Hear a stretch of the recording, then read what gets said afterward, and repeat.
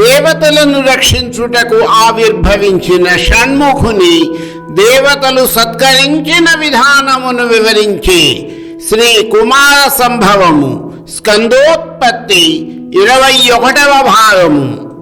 అగ్నిదేవుడు భరించలేక గంగానదిలో స్నానమాచరించగా గంగాదేవికి సంక్రమించి గంగాదేవి కూడా భరించలేక హిమవత్ పర్వత పాదముల వద్ద వదిలిపెట్టిన ఈశ్వర తేజస్సు ఆ ప్రాంతమంతా నిండిపోయి అక్కడ నుండి పైకి లేచి జగన్మాత స్వరూపమైన శరవణ తటాకంలో పడి అక్కడ నుండి ఎగిరి ఒక పసి పిల్లవాడిగా పార్వతీదేవి ఒడిలో పడింది.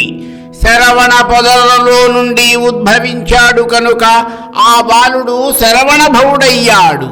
అనేక మలుపులు తిరిగిన శివ తేజస్సు నుండి ఈ విధముగా కుమార సంభవము జరిగినది. తరువాత జరిగిన కథావృత్తాంతమును ఇప్పుడు తెలుసుకుందాము. ఇక్కడ కొన్ని విషయములు గ్రహించండి. ఈశ్వర రేతస్సుతో జన్మించిన వాని వలననే తనకు మృత్యువు కలగాలని తారకాసురుడు కోరుకున్నాడు. అదే సమయములో తాను ఈశ్వరునికి మాత్రమే కుమారునిగా వస్తానని, మాతృగర్భములో నుండి బయటకు రానని సనత్కుమారుడు ఈశ్వరునికి మాట ఇచ్చాడు. అదే విధముగా జరిగింది కదా. అయితే పార్వతీదేవికి మాతృత్వము కలుగలేదు అన్న భావమును కూడా తొలగించాడు కుమారుడు. గంగాదేవి హిమవత్ పర్వత పాదముల వద్ద వదిలిన ఈశ్వర తేజస్సు మొదట సాక్షాత్ జగన్మాత స్వరూపమైన శరవణ తటాకంలో పడి అక్కడ నుండి పైకి లేచి జగన్మాత పార్వతీదేవి ఒడిలో పసిబిడ్డగా పడ్డాడు. ఈ విధముగా అతడు పార్వతీదేవికి కూడా పుత్రుడయ్యాడు. తమ బాధలు కష్టములు తీర్చగలిగే కుమారుడు ఆవిర్భవించినందుకు సమస్త దేవతాగణము కూడా ఎంతో ఆనందపడ్డారు. అయితే ఆ బాలుడు ఇంకా శిశువుగానే ఉన్నాడు. అతడికి మాతృక్షీరము కావాలి. మళ్ళీ ఆ తల్లి పాలు పార్వతీదేవికి సములైన వారే ఇవ్వాలి. కృత్తికా నక్షత్రము అమ్మవారి స్వరూపము కనుక వారు కృత్తికలను ప్రార్థించారు. వారు ప్రత్యక్షమై కుమారునకు తల్లిపాలు ఇవ్వడానికి సిద్ధపడి ప్రతిగా ఒక వరమును కోరారు. ఇంత అపూర్వమైన బాలుడు తమకు కూడా పిల్లవాడిగా చెప్పబడాలి అన్నది వారి కోరిక. అగ్నిదేవుడు స్వీకరించి తరువాత గంగయందు ప్రవేశపెట్టినందువలన ఆ బాలునికి పావకి అన్న నామధేయము కూడా కలిగింది. ఈ విధముగా ఒకేసారి 6 కృత్తికల స్తన్యము గ్రోలి ఆ బాలుడు అతి త్వరలో యవనవంతుడై కుమారస్వామి అనే నామధేయముతో సకల వాసులచే ఆరాధించబడ్డాడు. అప్పుడు ఈశ్వరుడు పార్వతీదేవితో, ఓ శుభప్రదురాల, ముల్లోకములను ఆనందపరచు ఈ వీరుడు వీరజననివైన నీ కుమారుడే. ఇతడు నా కుమారుడవుటకు నిదర్శనమేమి అందువా? ఇంద్రాది దేవతలకు శుభములనీయగలిగిన ఇట్టి సృష్టి నీకంటే వేరైన ఇతర స్త్రీ నుండి ఎట్లు జరుగును? తారకుని వినాశమునందించుటకు కావలసిన శక్తి నీ నుండి పుట్టిన వానికే ఉండును. ఓ దేవి, జగన్మంగళ కారణభూతుడైన ఈ కుమారుని ఉత్పత్తికి నీవే మూల కారణము. నేనే మూల కారణమునగుటకు ప్రమాణమేమి అని ప్రశ్నింతువా? నీవే నిజమును విచారింపుము. రత్నము రత్నాకరమునందే అనగా సముద్రమునందు కాని గనియందు కాని ఉద్భవించును కాని వేరొక చోట ఉద్భవించదు కదా. అందువలన ఇప్పుడు నేను చెప్పబోవు దానిని శ్రద్ధగా వినుము.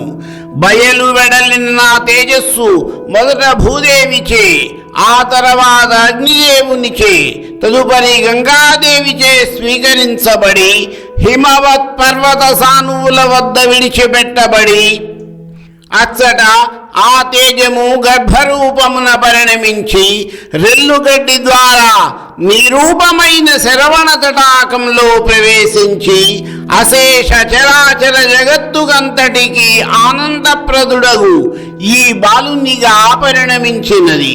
ఓ పర్వతరాజనందిని, సమస్త జగత్తుచే ఆరాధనలందుకొనగల ఈ పుత్రునితో నీవు సత్పుత్రులను కన్న తల్లులలో శ్రేష్ఠురాలివి అయితివి.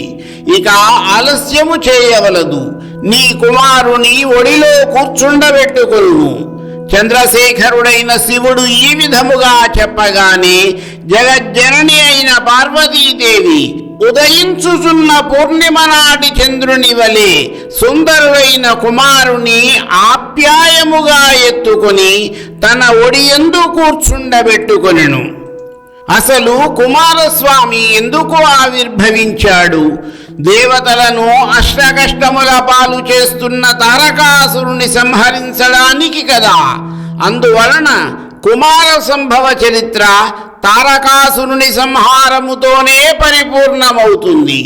ఆ తరువాత కైలాస పర్వత శిఖరము మీదనున్న మిక్కిలి అందమైన తన ఆసనము మీద కూర్చొనిన వాడై మహోత్సవమును నిర్వహించుటకై తన ప్రమథగణ నాయకులను మహేశ్వరుడు ఆజ్ఞాపించాడు. తారకాసురుని సంహరించడానికి దేవతలందరూ కూడా తమ శక్తులను కుమారస్వామికి ధారపోశారు. జగన్మాత పార్వతీదేవి కుమారునికి ప్రతిభావంతమైన శక్తి ఆయుధమును ప్రసాదించింది. పరమేశ్వరుడు బాలునికి శాంభవీ విద్యను ఉపదేశించాడు. సృష్టికర్త అయిన బ్రహ్మదేవుడు షణ్ముఖునికి బ్రహ్మాస్త్రమును, శ్రీ మహావిష్ణువు వైజయంతిమాలను, ఇంద్రుడు వజ్రాయుధమును, సూర్యుడు అత్యంత వేగవంతమైన రథమును, యముడు దండమును, అగ్నిదేవుడు మహాశక్తిని, కుబేరుడు ఒక గదను, వరుణుడు ఒక శ్వేత ఛత్రమును, అరుణుడు షణ్ముఖునికి ధ్వజముగా ఒక కుక్కుటమును, మాతామహుడైన హిమవంతుడు పట్టు పీతాంబరములను, గరుత్మంతుడు షణ్ముఖునికి వాహనంగా చిత్రబర్హణుడు అనే మయూరమును, ఈ విధముగా మిగిలిన దేవతలందరూ కూడా అనేకమైన శక్తులతో కుమారస్వామిని సత్కరించారు. మరికొంత కథా వివరణము నా తరువాతి భాగములో.